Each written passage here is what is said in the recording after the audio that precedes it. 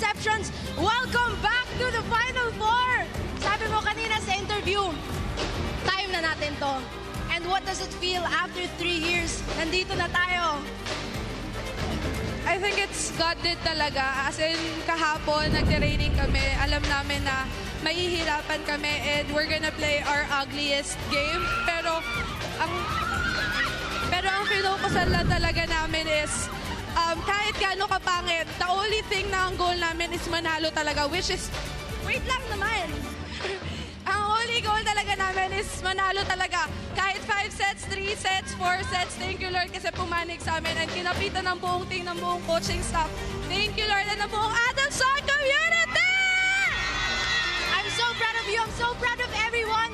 What can we expect? What can Adamson community expect from the Lady Falcons ngayon na nasa Final Four na tayo?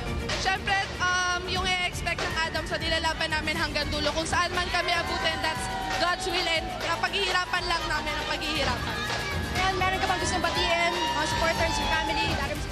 Yung family ko nandoon, thank you sa panonood palagi and thank you din sa Adamson community. Sobrang dami nyo ngayon. I love you guys! And sa mga family ng mga teammates ko, yung coaching staff ko, lahat na sumusuporta sa amin. Maraming salamat po.